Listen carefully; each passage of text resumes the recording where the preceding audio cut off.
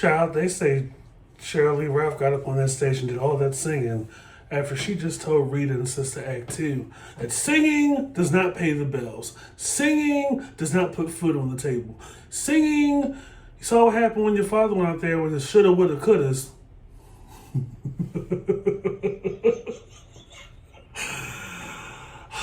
We're so petty. Fendi, like the bag.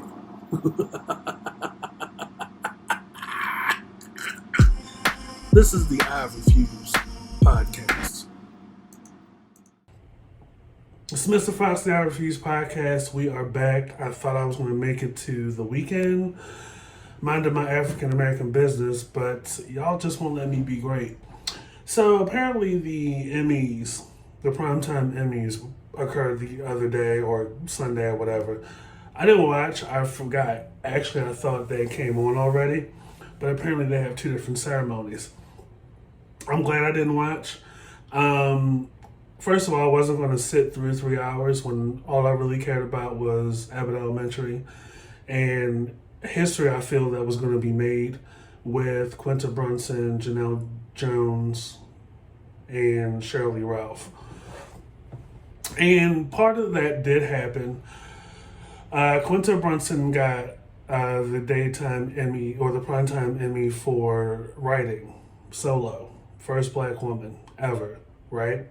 Sheryl Lee Ralph got the primetime Emmy for outstanding supporting actress in a comedy series. Only the second black woman. First one was Jack A for 227 back in 85, I believe, almost 40 years ago. So that's great. I wish the show, the other characters like Tyler James got an outstanding supporting actor for the show. But that's not why I'm really here. I mean, it's great. I'm glad that history was made to some degree. Unfortunately, you know, the talk right now is that there was a bit that occurred during Quinta Brunson's moment. Will Arnett, a white guy, and Jimmy Kimmel, a white guy, had this bit that they came up with where Will is helping Jimmy to his seed or something, or helping him do something. And they pulled the bit off earlier in the evening. But for some strange reason, during Quinta Brunson's historical moment, they decided to do the bit with a slight alteration, which is Jimmy Kimmel lays on the stage while Quinta Brunson's giving her speech. And not like in the background, but more in the foreground and kind of diagonal in front of her while she's giving her speech during her moment. And Quinta Brunson plays it well. What else are you supposed to do? She gives her speech as the first black woman to win outstanding writing for a series solo. Like, there isn't like multiple people up there. It's her. And a lot of people aren't talking about that. They're talking more about Jimmy Kimmel. And the point I want to make is, well, there's several. First of all, is that they just won't let us have a moment. Like, you know, whenever we become the spotlight, they always have to be the ones to distract. And, you know, a lot of people will rush to defend, and a lot of people will rush to excuse what happened. She was probably in on the bit. Oh, they're probably friends. They're not. They're industry friends, you know, smile for the camera, do the little interview, appear pleasant in front of all these cameras that go across several nations, and, you know, do what's part of the job. Industry, right? It's a common theme that in interpersonal dynamics with us and them is that you'll have somebody that will get very comfortable and get very familiar really fast. And it causes confusion and it causes awkwardness. And that's exactly what this situation did, right? And then on top of that, given the history of award shows that are primetime and powerful and carry, a lot of image and pretense with it, she was put in an awkward situation, and the expectation after that, given there's like a post ceremony or a post win junket that they have to go to, like a press conference, and most of the questions she was asked was about that bit. And the other thing about it is that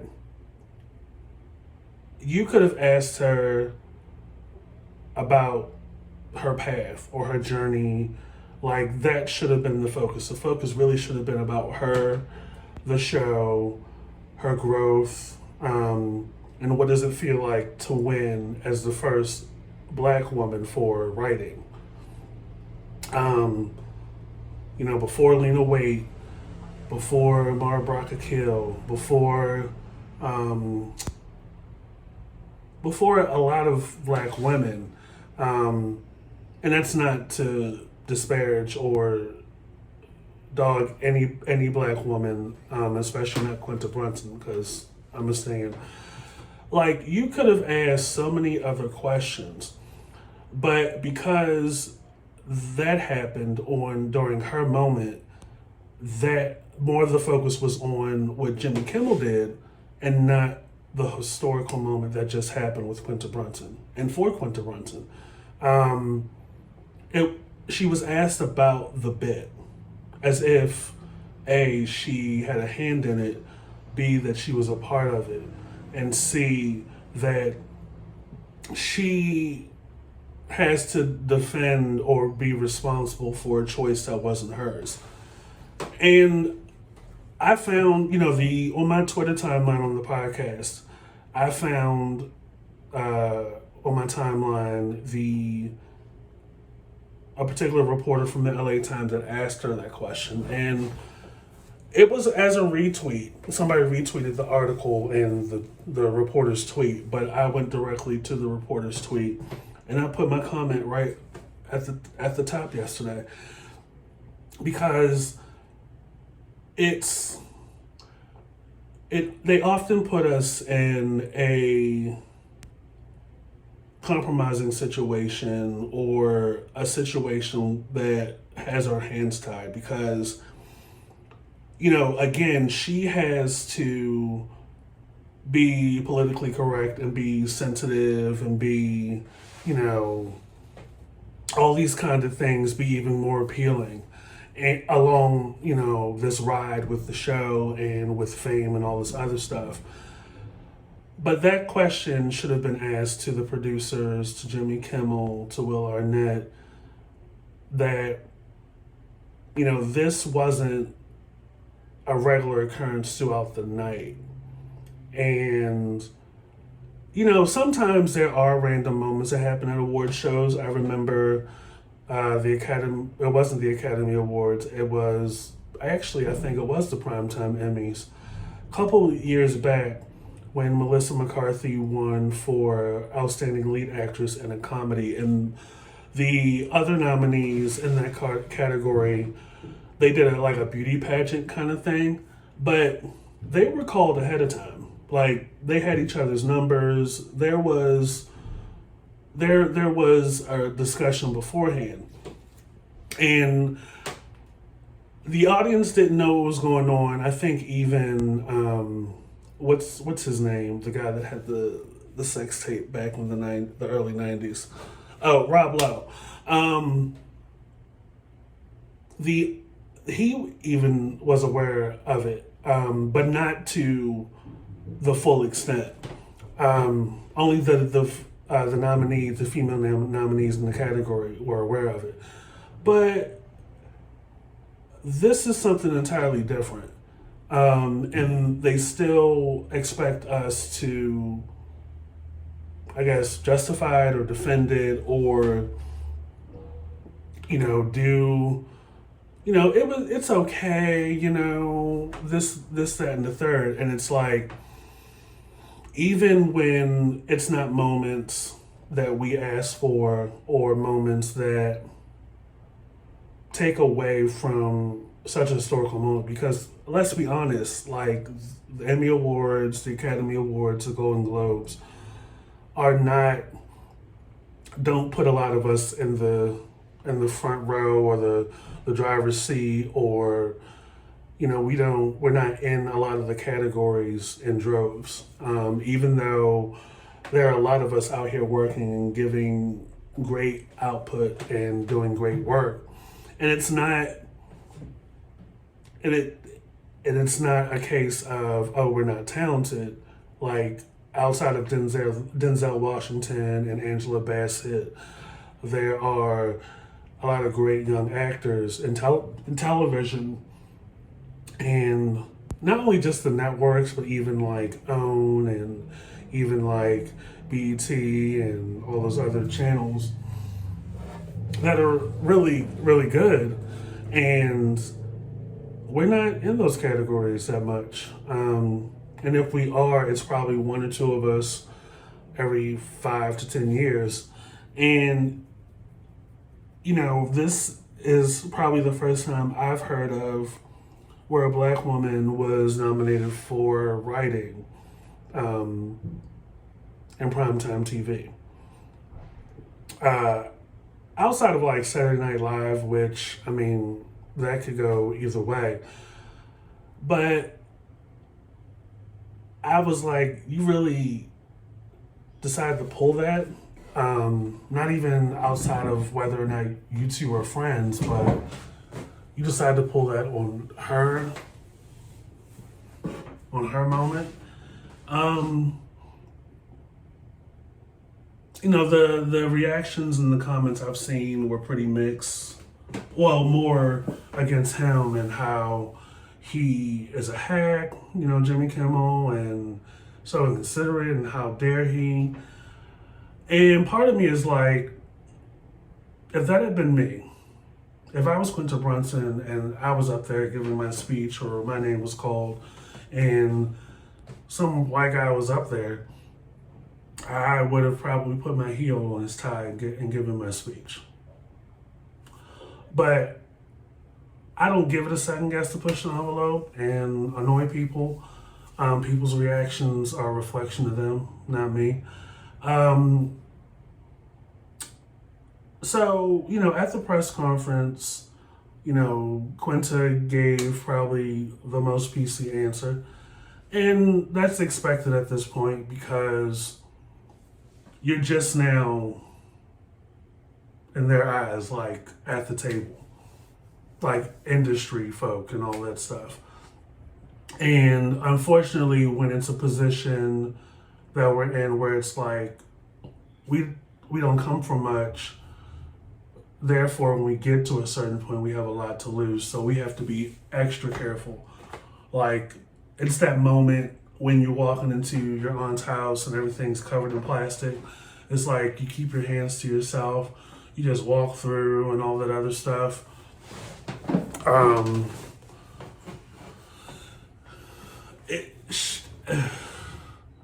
It's media is very weird. And the comment that was made in response to my comment to the writer yesterday was, "Oh, it's her job to ask all the questions." Okay, Ann.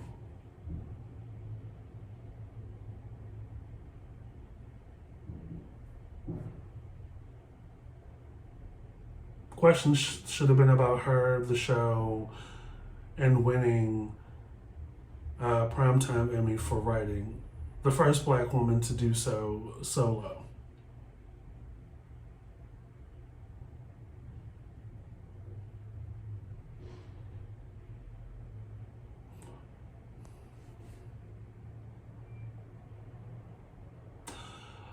Quinta's supposed to be on Jimmy Kimmel's show tonight. That should be interesting. Maybe I'll watch. Maybe I'll catch a recap the next day. Who knows? But it's like we can't even have a moment by ourselves. And as the days and the months go by, I'm often reminded that when you're black, you're never truly alone because there will be a white person always in your business. So moving on, Sheryl Lee Ralph, who's had almost a 5-decade career, finally wins her first Primetime Emmy Award for Best Supporting Actress in a Comedy Series for Abbott Elementary.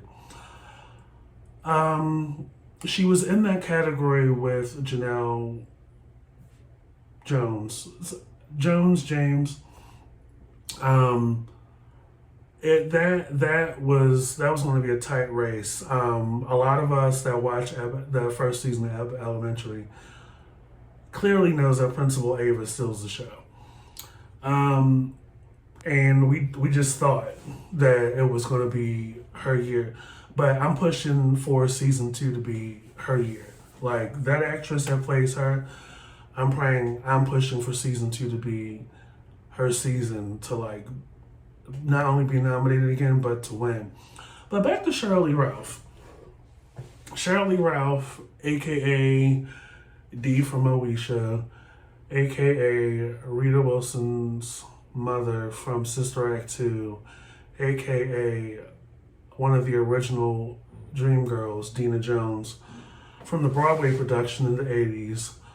Like, talk about a career. And she's done plenty of other things. At even one point, she had a musical career. And the song was a bop. Like, she did a music video and everything for it. But amazing. Like, when I saw the footage of her when she got the call, she was on the phone call with someone telling her that she had been nominated. And I think she was in Jamaica at the time with her son. And her son was the one recording the interaction. She couldn't believe it. Woman so graceful, so positive, so spirited and so spiritual and passionate and loves her work. But very, very honest. If you've ever watched any of her interviews when she's asked about her time in Moesha and how, like, the early years of Moesha when, what was her name? Rolanda had a show. Just full of life and just so motherly and just so exciting and so supportive of young black talent. Like, the way she speaks about Brandy during those years. And even looking back, why she decided to leave the show before the final season. And, you know, if you paid attention, you know the reason why she left. You know, at some point, the show jumped the shark, and it happened the moment they played with the image of the black father, which is another thing. How, you know, producers and writers play with the image of the black father. For the most part, Fresh Prince of Bel-Air didn't do that. Good Times did that. You know, you cause an issue will just kill you off the show. But here you had Frank Mitchell, who, as territorial and possessive and, like, it was almost like to a pimp hoe level when it came to how he was talking to Moesha, how he was overly strict and overbearing with her, and how he talked to her sometimes. Not perfect, We expected that, but y'all waited until season, what was that, season 5? Like, to do this, the child that's in my house that's supposed to be like a cousin or a runaway or whatever is actually my son from an affair I had on your mother when before she passed away.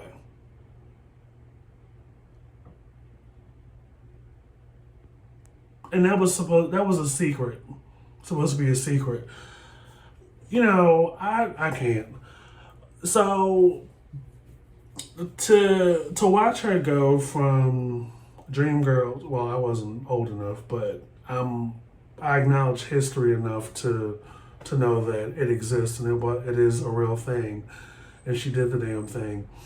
To go from that to winning your first primetime Emmy, and she's of a particular age where it's like the roles and the well dries up in the industry. And trust and believe, when she shows up for work, she shows up. But she's not discussed enough.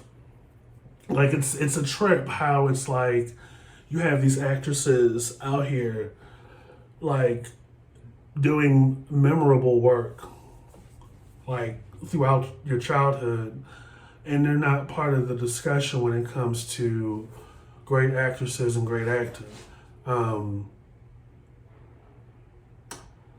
But yeah, she won her first primetime Emmy, and she got up there just beaming, like emotional and just super in the spirit.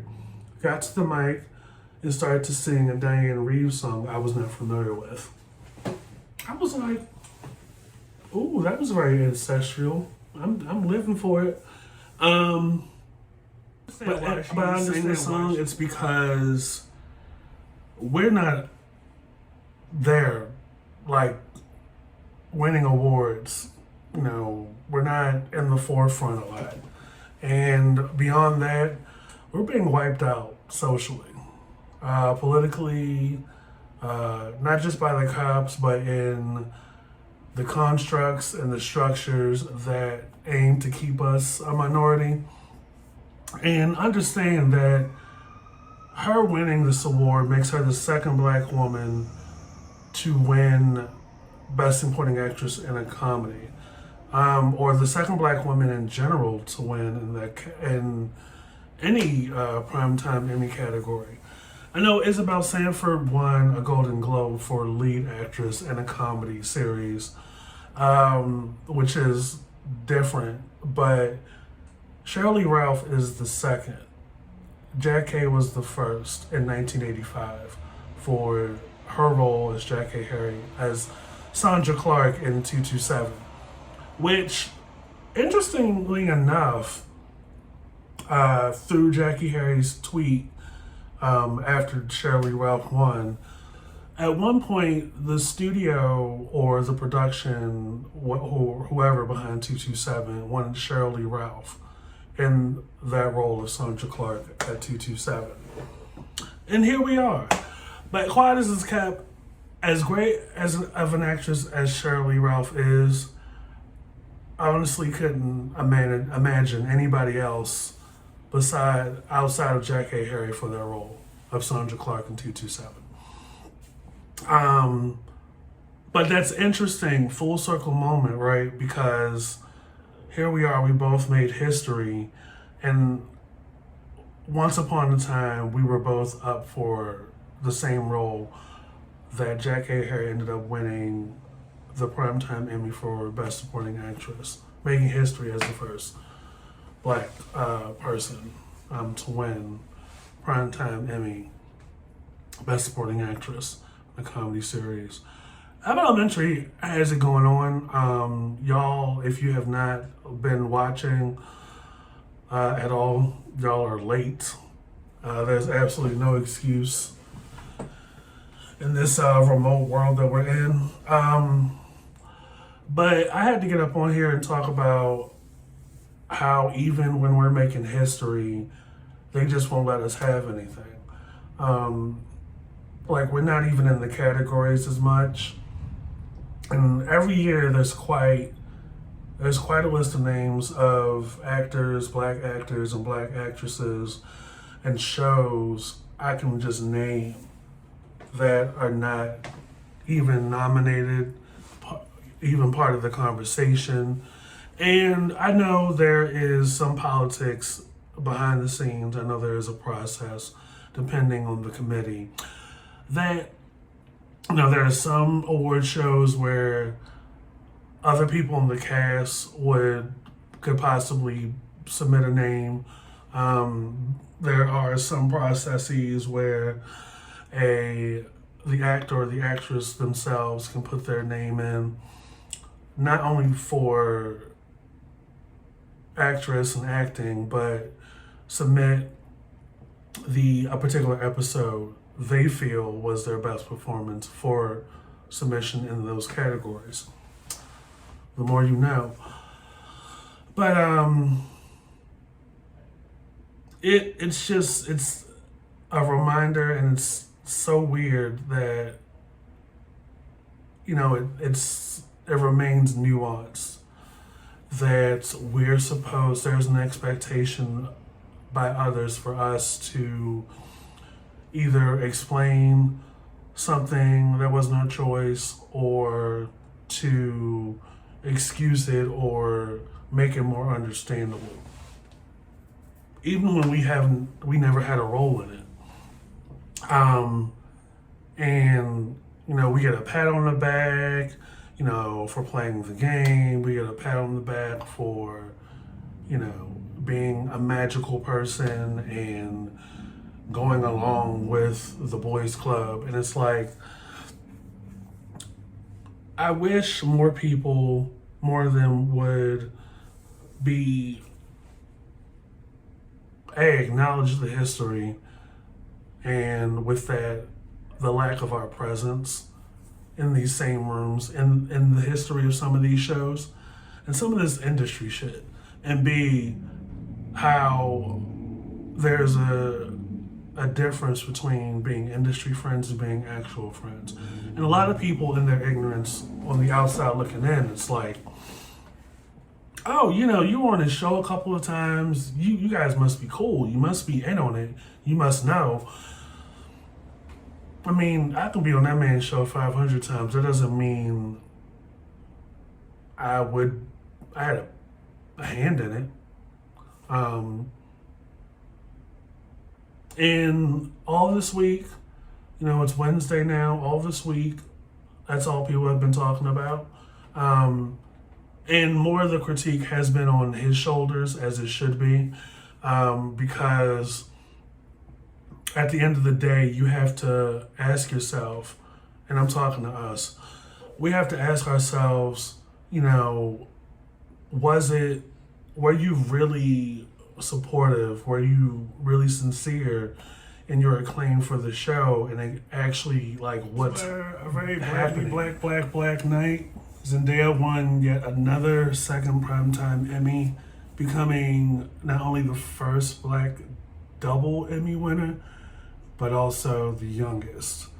Lizzo won an Emmy for her show, some special show that she did. It was a great night. However, the way this world works, society and the cycle of media and everything, people are going to be talking about Jimmy Kimmel's bit. And I'm like, he's not even known to do that kind of stuff. And Will Arnett either. Where did they dig him up from to do this kind of stuff? Clearly it was aimed to distract from history being made. And from what I've seen just today alone, they're spinning this narrative with some of the articles.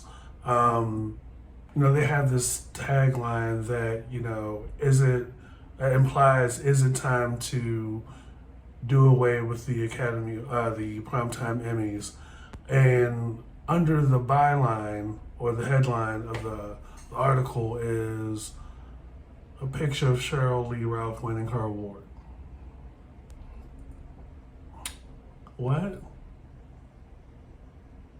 What's going on there? Moving on. I think it's oddly coincidental that the moment that P&B's girlfriend tags their location at the Waffle House, that he gets not only robbed but shot and killed in that same Waffle House moments later. I'm not going to imply that she had a hand in it, but that's wild. And given that he did an interview not too long ago about how people are sneaky and stuff like that, the foreshadowing is very creepy. What else we got going on this week? Ari Lennox's album Age, Sex, and Location is a cold bop. There's probably 5 or 6 songs from the album that I enjoy. And I'm trying to think what else is going on. They said Nicole Linton was driving up to 130 miles per hour when she barreled through that intersection and killed up to 7 people. What kind of fucking vehicle was she driving? An Amtrak train?